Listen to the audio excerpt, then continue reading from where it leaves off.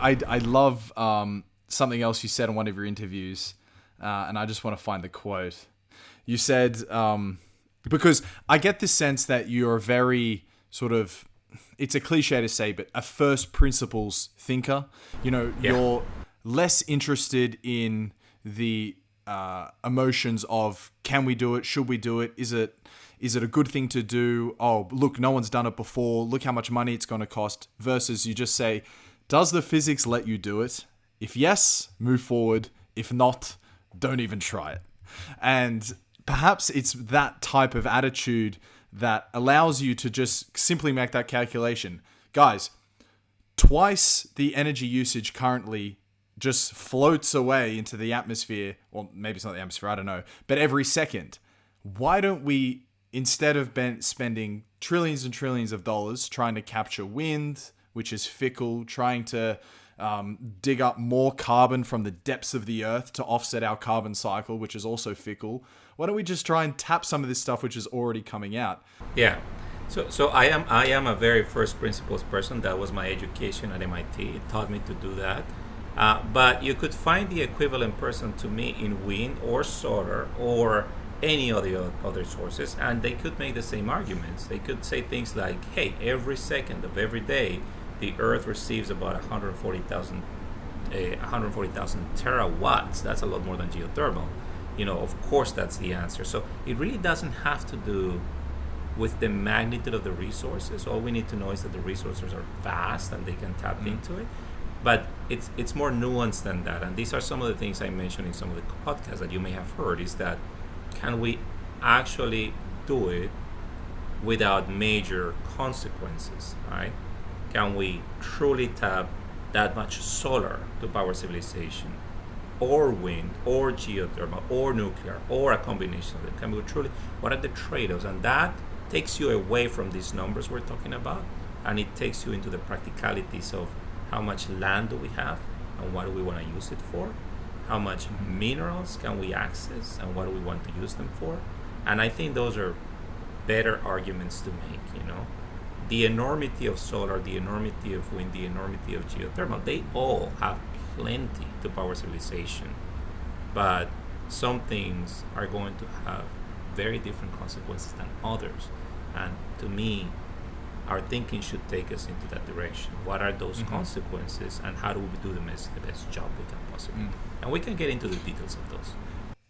I wonder, this could be an unfair question, but on that vein there, have you done sort of a cost per unit of energy calculation, say social cost, but also physical cost of, say, 1 unit of energy of solar versus 1 unit of energy of geothermal, should you solve the engineering problem which Quaise is trying to solve?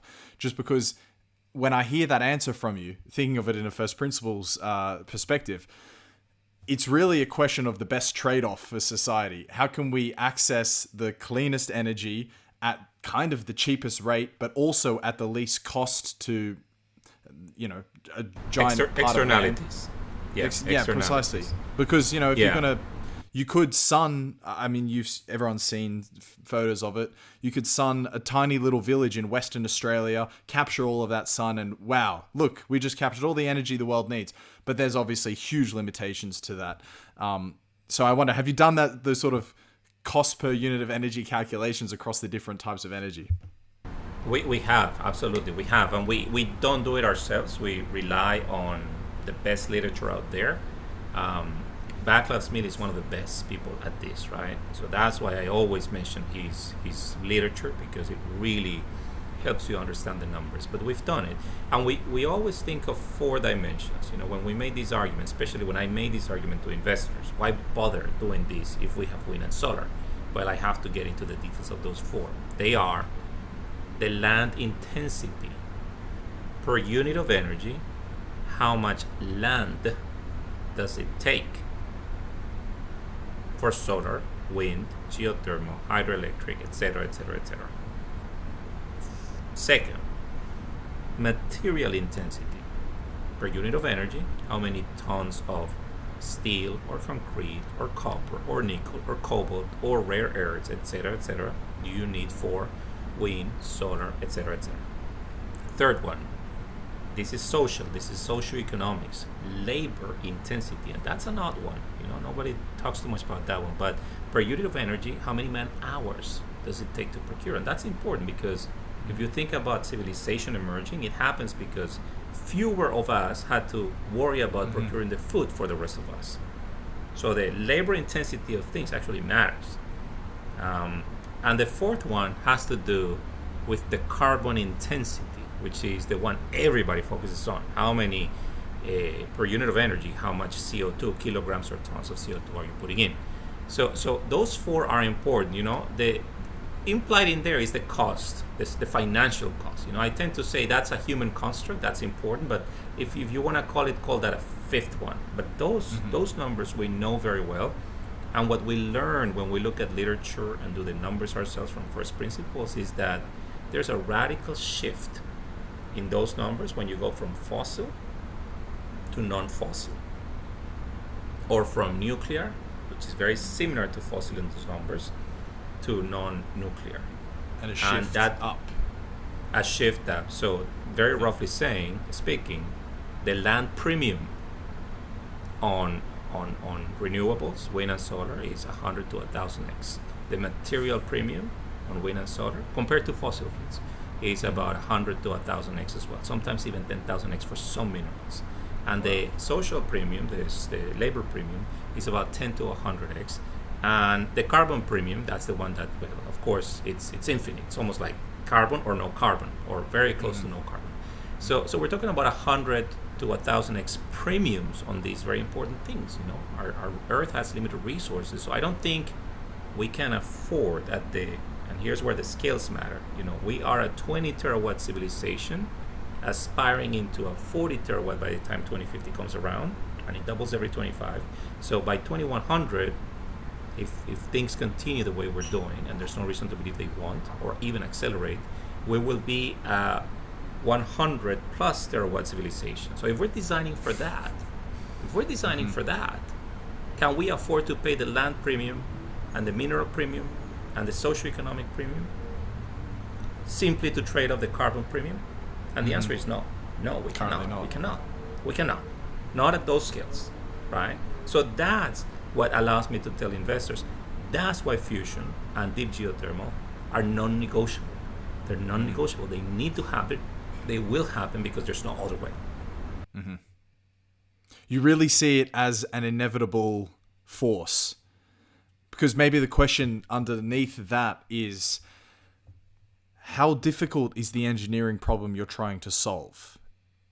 Is it something that people have resigned as impossible?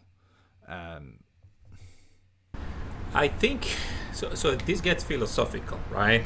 Let me start with the easy way to answer that question. If we don't get serious about fossil fuels, if we just keep burning them and we just keep extracting them, and there's plenty of those, believe me, then we just keep postponing that decision indefinitely. We just say, you know what, we can't do this stuff, right?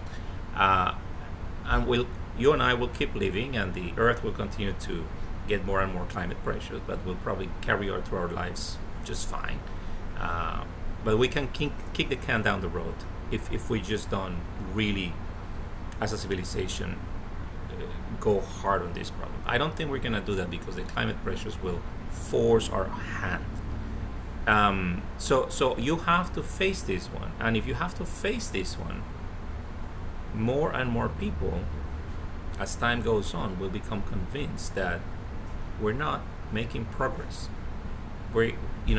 We've implemented policies to roll out wind and solar and batteries, and they're all over the place, and we're still not chipping at this mountain. That's when these solutions, like deep geothermal and fusion, become inevitable. We'll see them as the only way to continue to grow into the next realm of civilization. So it is very philosophical. Will we advance through that gate of evolution, or we will stay back?